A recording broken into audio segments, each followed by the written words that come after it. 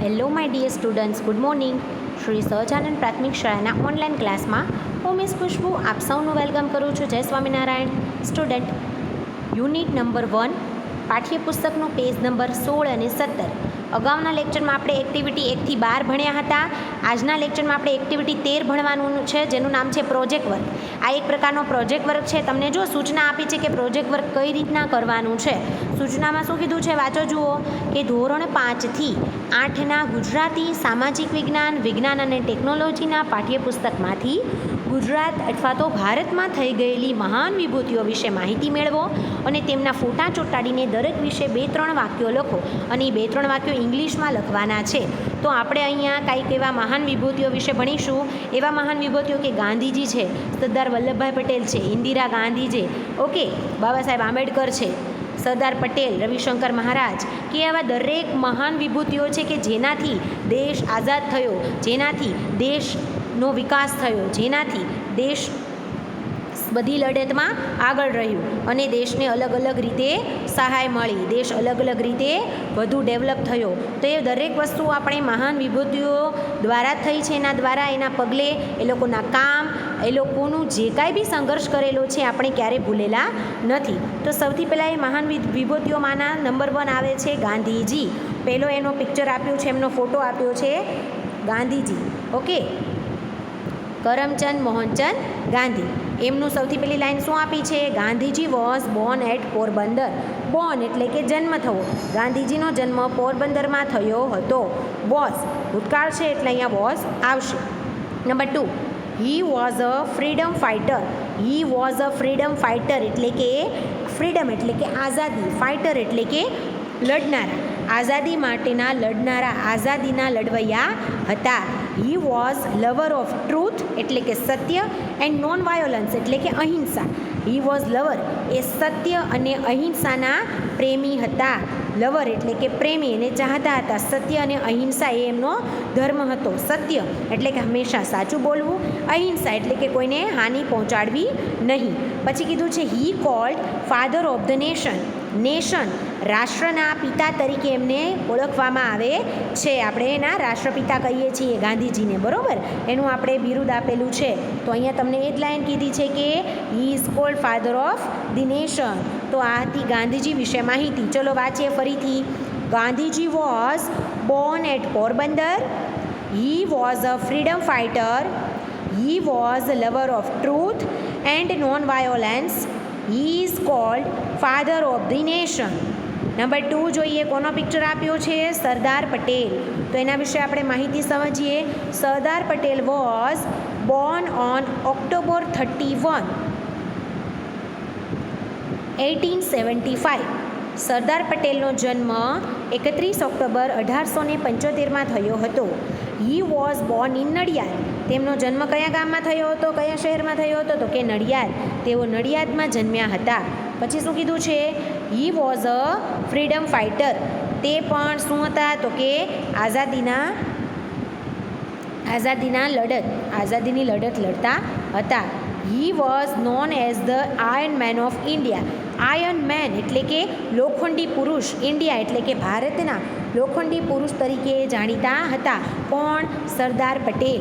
તો આપણે ફરીથી બધું વાંચીશું. Sardar Patel was born on October 31st, 1875. He was born in Nadyad. He was a freedom fighter. He was known as the Iron Man of India. તો આ માહિતી સરદાર પટેલ વિશે છે. ખાસ તમારે પ્રોજેક્ટ બનાવવાનો છે ચાર્ટ પેપરમાં. આ દરેક મહાન વિભૂતિઓ વિશે જે અત્યારે ભણીએ છીએ એના ફોટા લગાડવાના છે, એના વિશે અંગ્રેજીમાં આવા વાક્યો લખવાના છે અને અન્ય મહાન વિભૂતિઓ એના વિશે તમારે, જેમ કે રાજા રામમોહન રાય છે, બાબા સાહેબ આંબેડકર છે, લોકમાન્ય તિલક છે, એ બધા વિશે તમારે માહિતી મેળવીને એના ફોટા લગાડીને વાક્યો લખવાના છે. નંબર 3 આપ્યું છે તમને Sarojini Naidu. Sarojini Naidu was born in 1879. Sarojini નાયડુનો જન્મ 1879માં થયો હતો. She was a very bright student at school. Bright એટલે કે હોશિયાર. તેણી સ્કૂલ ટાઈમમાં, એના સ્કૂલના સમયમાં ખૂબ જ હોશિયાર રહ્યા હતા. She was known as the nightingale of India. Nightingale એટલે કે ભારતની બુલબુલ, નાઇટિંગલ એટલે બુલબુલ, તેને ભારતની બુલબુલ તરીકે જાણીતા હતા, એને એનું બિરુદ મળ્યું હતું. શી વોઝ અ પોએટેસ એટલે કે કવયત્રી, તેણી કવયત્રી હતા. She was a leading woman, leader of Indian politics એટલે કે લીડિંગ, સૌથી નંબર 1 સ્ત્રી હતા. કેમાં? તો કે ભારતીય રાજકારણમાં એનો નંબર 1 આવતો હતો. કોનો? તો કે સરોજિની નાયડુ નો. નંબર 4, હવે દરેક વાક્યો વાંચીશું. ચલો બોલો મારી સાથે. Sarojini Naidu was born in 1879. She was a very bright student at school.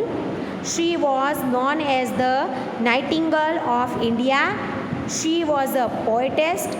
She was a leading woman leader of Indian politics. Number 4 જોઈએ. કોણ આપ્યું છે? Indira Gandhi. Indira Gandhi was born on November 19, 1917. Indira ગાંધીનો જન્મ 19 નવેમ્બર 1917માં થયો હતો. She was born in Allahabad. Indira ગાંધીનો જન્મ ક્યાં હતો? અલ્હાબાદમાં. Okay. She was the daughter of Jawaharlal Nehru.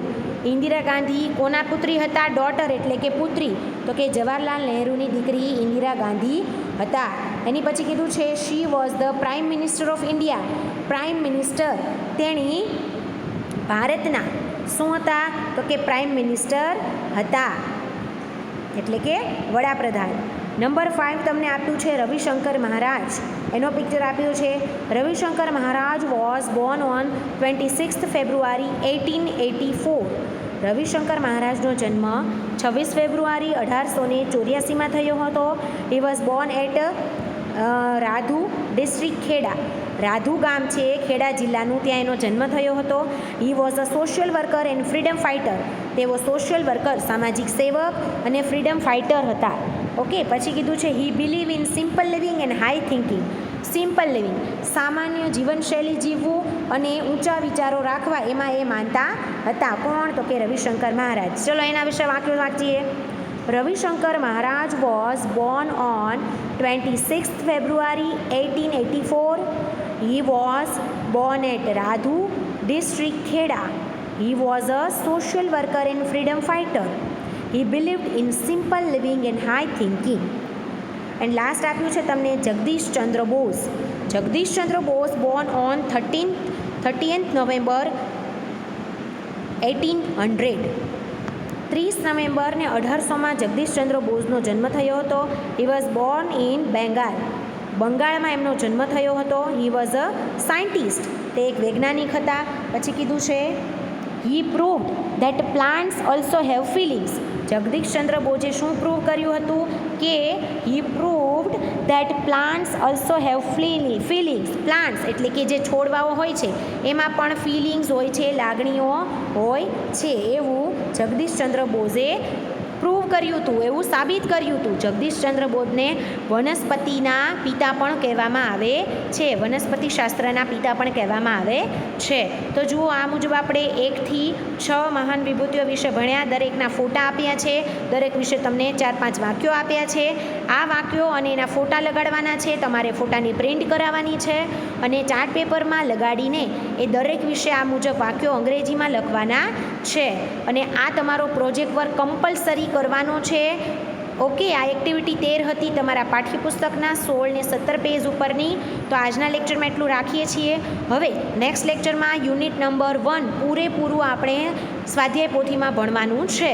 ત્યાં સુધી હસતા રહો, ખુશ રહો અને તમારું ધ્યાન રાખો. આવજો. Take care and thank you my dear students. God bless you all.